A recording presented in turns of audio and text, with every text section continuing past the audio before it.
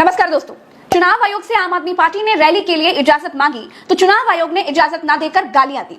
दुनिया के सबसे बड़े लोकतंत्र में चुनाव कराने की संस्था विपक्ष को रैली करने की परमिशन मांगने पर गालियां दे रही है। ये देखिए, आम आदमी पार्टी ने जो ऑनलाइन आवेदन किया था उस आवेदन की फोटो जारी की गई है। इस फोटो में देखिए, इसमें परमिशन स्टेटस में रिजेक्ट लिखा हुआ है और रिजेक्ट करने के कारण बताने वाले कॉमेंट में तेरी माँ का डैश डैश लिखा गया है। ये दूसरी परमिशन एप्लीकेशन भी देख लीजिए, इसमें भी कुछ उल जुलूल लिखा गया है और परमिशन को रिजेक्ट कर दिया गया है। साथियों नमस्कार।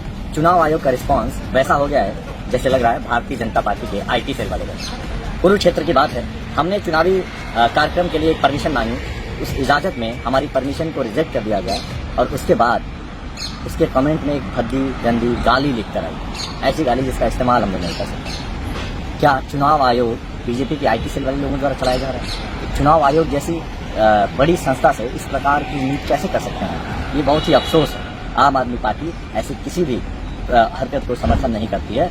चुनाव आयोग को इस पर ध्यान देना चाहिए। जो भी लोग इसके पीछे हैं उनको उनके खिलाफ सख्त से सख्त कार्रवाई करनी चाहिए। दोस्तों, ये भारत के चुनाव आयोग की वेबसाइट है। इस वेबसाइट पर चुनाव आयोग भी आईटी सेल की भाषा में जवाब दे रहा है। चुनाव आयोग अपने मालिकों के लिए वफादारी दिखाएगा, इसमें किसी को कोई शक नहीं है, लेकिन विपक्ष की रैलियों को रिजेक्ट करके रिजेक्शन के कारण में गालियां भी लिखेगा, ये किसी ने नहीं सोचा था। इस कांड के बाद बहुत हंगामा हुआ, गदर मच गया, तो चुनाव आयोग ने हरियाणा के कैथल में उप मंडलीय मजिस्ट्रेट सह सहायक निर्वाचन अधिकारी ब्रह्म प्रकाश ने 5 कंप्यूटर ऑपरेटर को निलंबित करने का आदेश दे दिया है। पुलिस को मामले की जांच करने के लिए भी कह दिया गया है। हिंदुस्तान अखबार कहता है कि चुनाव आयोग को यह आशंका है कि उनकी वेबसाइट हैक होने के कारण भी गालियां लिख गई होंगी।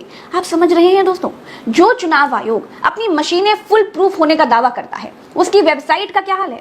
और अगर वेबसाइट हैक नहीं भी हुई है, अगर सब कुछ फुल प्रूफ भी है, तो सोचिए कि ये कितना खतरनाक है कि चुनाव आयोग में काम कर रहे लोगों के दिमाग में विपक्ष के लिए किस तरह की भावनाएं हैं। क्या चुनाव आयोग के दफ्तर से फेयर डिसीजन होना संभव है?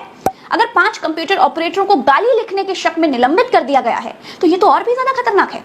इस सारी महाभारत के बारे में कुरुक्षेत्र सीट से लोकसभा चुनाव लड़ रहे आम आदमी पार्टी की हरियाणा इकाई के प्रमुख सुशील गुप्ता ने बताया कि पार्टी ने 7 अप्रैल को 2 चुनावी कार्यक्रमों की अनुमति मांगी थी। हमें तो जवाब जो मिला उसमें लिखा था कि अनुमति अस्वीकार कर दी गई है। एक दूसरे पत्र में अभद्र भाषा का इस्तेमाल किया गया। आम आदमी पार्टी की तरफ से चुनाव आयोग से मामले में सख्त कार्रवाई का अनुरोध किया गया है। मोदी जी ही चुनाव आयोग के टॉप 3 अधिकारियों को चुनते हैं, नियुक्त करते हैं, मतलब नौकरी देते हैं। तो वैसे देखा जाए तो चुनाव आयोग के सुपर बॉस अघोषित तौर पर वही हुए। लेकिन आप कंफ्यूज मत होइए, मोदी जी ने इस पर कुछ भी नहीं बोला है।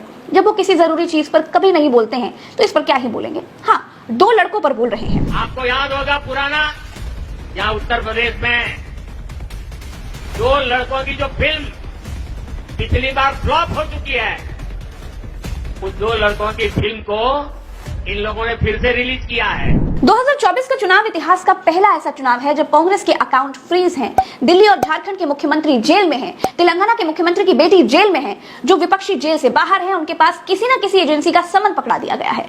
समन का मतलब है 4 जून तक बिल्कुल शांति से रहो। लालू प्रसाद यादव के पास भी बीजेपी शासित मध्य प्रदेश की कोर्ट ने साल 1997 के फर्जी फॉर्म तैयार करके हथियारों की सप्लाई के मामले में गिरफ्तारी का वारंट जारी कर दिया है। किस केस में जान रहे हैं? 1997 के केस में। महुआ मोइत्रा के खिलाफ भी ईडी ने मनी लॉन्ड्रिंग का केस दर्ज कर दिया है। बाकी ममता बनर्जी के भतीजे और विपक्षियों के नाते रिश्तेदारों के आगे पीछे जांच एजेंसियां कैसे लगी हैं, वो बताएंगे तो वीडियो ना अपने मुद्दे से कुछ डिरेल हो जाएगा। इन सब के बीच अच्छी खबर यह है दोस्तों कि 17 राज्यों में बीजेपी की सरकारें हैं। कई राज्यों में भ्रष्टाचारियों के साथ बीजेपी गठबंधन की सरकारें चला रही है, लेकिन ना तो किसी की गिरफ्तारी हो रही है और ना ही किसी को समन भेजा जा रहा है। उल्टे मोदी जी ने 25 विपक्षी भ्रष्टाचारियों को अपनी ही पार्टी में लेकर उनमें से 3 के केस खत्म करा दिए हैं और 20 के केस ठंडे बस्ते में डलवा दिए हैं। तो भाई साहब, अब आप देखिए, संवैधानिक जांच एजेंसियां एक तरफा विपक्ष के खिलाफ सरकार के लिए काम कर रही हैं, चुनाव आयोग की वेबसाइट से विपक्ष को गाली बकी जा रही है, कांग्रेस के अकाउंट फ्रीज हैं, चाय पीने के लिए भी पैसे नहीं बचे। मोदी जी देश में अकेले प्रचार कर रहे हैं, विपक्ष प्रचार से ही गायब हो गया है, मोदी जी अकेले ही चुनाव लड़ रहे हैं। समझ रहे हैं ना? नमस्कार।